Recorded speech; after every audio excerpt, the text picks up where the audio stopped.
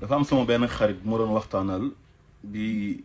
juge Sabassy jëlee décision bu courageuse bu historique bi ci réintégrer le président Ousmane Sonko sur la liste électorale nga xam ne Macky Sall ak ñi mu àndal Antoine Diome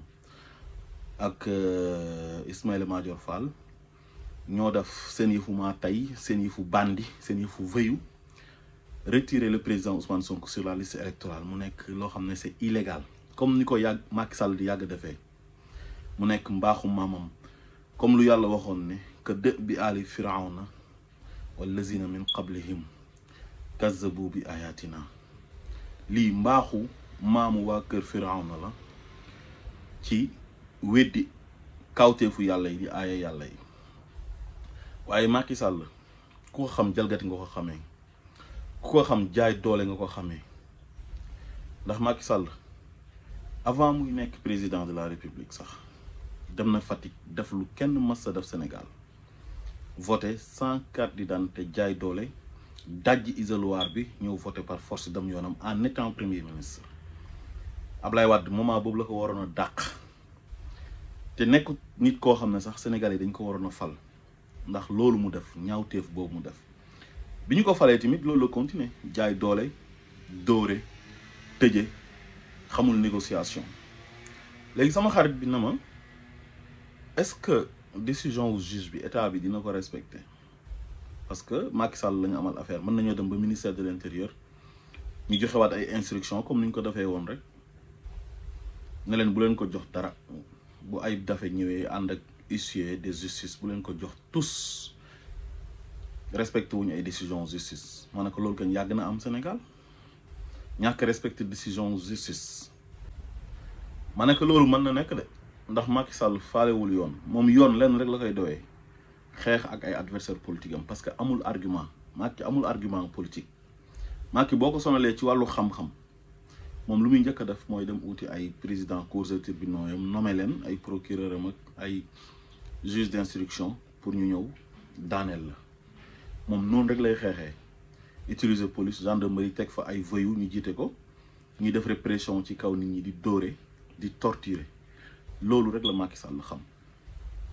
léegi su ko arrangé dina respecter décision de justice su ko arrangé wul mu def lu ko neex sama xarit bi na ma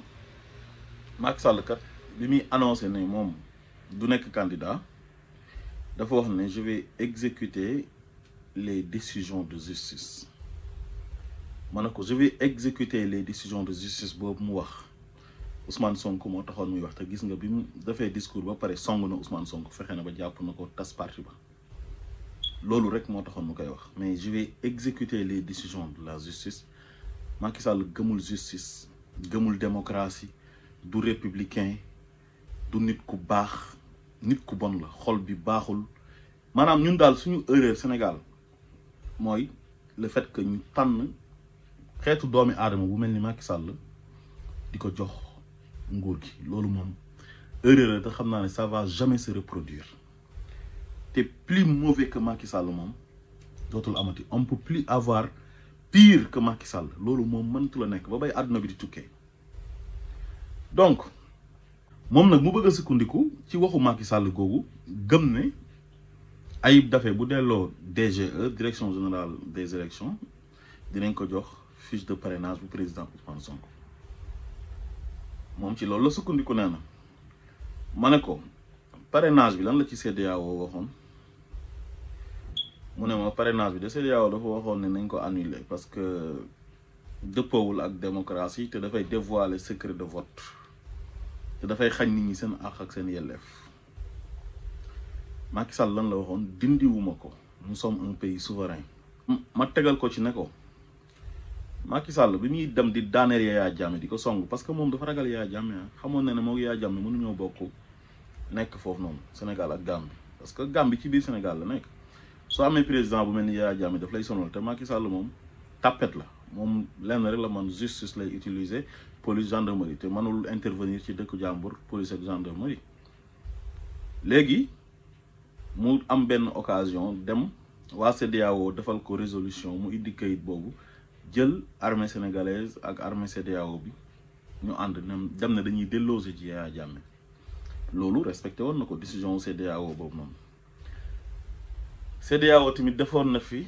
beneen décision ci affaire Karim Wade ak Khalifa Sall ne seen àtte bi jaarul yoon nañ ko reprendre dañ leen xañ seen àq ak seen yelleef faalawul CEDEAO moom daal su ko arrangé dina respecté décision justice su ko arrangé wul du ko respecté. beneen bi mooy Niger bi ñu waxee ne dañuy dem song ji Niger mais moom moo njëkk a taxaw na pare na parce que boobu ak troisième mandat bi mu bëgg te mënu kaa am bëggoon na dëkk bi jaxasoo guerre am ba nga xam ne duñ mën a organiser élection bu ko defee mu mën a continuer toog nekk président de la république parce que ñàkk pexe moo tax mu renoncé wu ci candidature am mais troisième candidature daf ko bëggoon parce que mu doon poser acte yëpp pour def troisième candidature. yónni woon na Aïssata Tall Sall ci benn sommet wu CEDEAO ñu dem fa ñu ne léegi chef d'état yu CEDEAO yi nañu respecter limitation de mandat bi ñu ñëw signé ko ku nekk ci 2 mandats ngay def doo def lu weesu 2 mandats respecter lu nekk ci seen constitution yi. Aïssata Tall Sall ñemewul sax dem naan day signé parce que xam na ne waa ji dafa bëgg a def 3e mandat. ay nitam dajee nañ fi ci palais ba ay élus mooy ay maire am ak ay président conseil départementaux yam ne ko yow lañ bëgg nga nekk suñ candidat. ay nitam ñu ngi doon wër ci télé yi di ko wax am na benn nitam bu bon naa fekk bu yées boobu noonu tam sant Jaxate jomm naa tudd turam mais li mu ko dàqee woon bi mu nekkee directeur cabinet mooy def ne Macky mënul am 3e mandat. loolu dàqee Sori Kaba nekkoon directeur des Sénégalais de l'extérieur. loolu dàqee tamit maître Moussa Diop nekkoon directeur Dakar Dem Dikk kon bëggoon na ko moom mais au dernier moment ci la xam ne mënta nekk léegi nag mu ne du ma dem te Ousmane Sonko du dem commencé nag di utiliser jaay doole ba jox waa DGE ay instructions ne leen Ousmane Sonko bu ñëwee di jël ci fiche de parrainage am bu leen ko jox xam nga loolu tooñ mënta weesu loolu te DGE habilité wul amul benn prérogative pour ne kii laay jox fiche wala du ma jox kii fiche parce que wóoluwuñ conseil constitutionnel mu ngi waaj a dem. xëy na conseil constitutionnel tamit bëgguñ dëkk bi tàkk xam nañ ne Ousmane Sonko c'est l'opposant le plus populaire c'est l'homme politique le plus aimé le plus populaire l'écrasante majorité des Sénégalais moom la ñu àndal léegi xëy na waa conseil constitutionnel nag Macky dafa am benn crainte ci ñoom ne ñooñu de bu ñu xoolee dossier Ousmane Sonko gis ne amul dara lu ko mën a teree doon candidat te bu nekkul candidat bu ñu invalider candidature am mën na yëngal dëkk bi ñoom ñu bañ a jël risque ba pare tamit laver seen honneur setal seen bopp parce que ñu ci bëri ay mag lañ. Macky nag loolu la ragal moo tax mu ne nañ ko koj DGE jaay doole ba pare décision bi nga xam ne moom la saaba si jël ñoom il s'attendait pas à ça parce que Macky Sall wax naa leen ne leen xeexam yëpp Dakar rek ko consacré maanaam moom tribunal yu Dakar yi maanaam cours et tribunaux yi nekk foofu la miine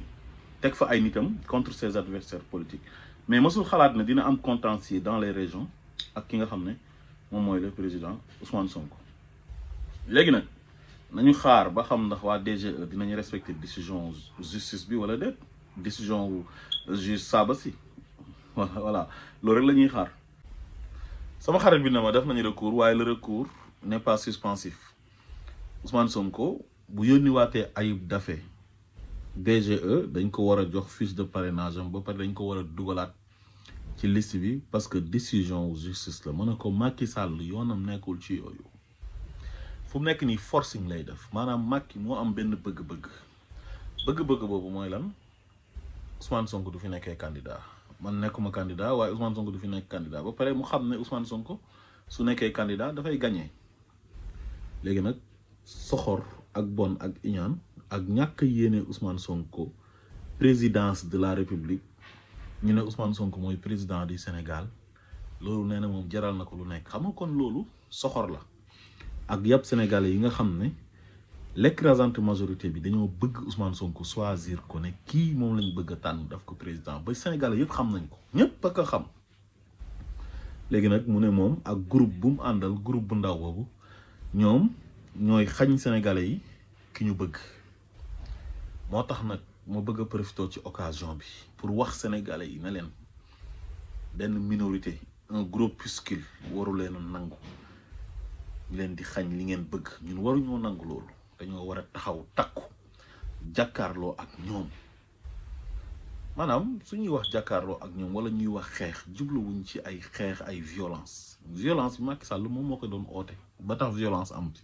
lu fi am yëpp c'est regrettable parce que moom moo ko sooke moom moo ko provoqué mais bu ñu taxawee takku génn taxaw ci mbedd mi ne ñun ñoo moom suñu réew Macky Sall moomut réew mi li ñu bëgg moom moo fi am mais du Macky Sall moo ñuy tànnal ku ñu war a jiite wala moo ñuy forcer moom nitam ne da ko fii teg par force pour mu jiite Sénégalais yi waaye Sénégalais yi lañ war a may opportunité bàyyi leen ñu tànn ki ñu bëgg te pour ñu tànn ki ñu bëgg il faut que ñu bàyyi ñëpp ñu war a bokk ñu bokk maanaam des élections libres et transparentes et inclusives loolu lañ soxlawuñu leneen.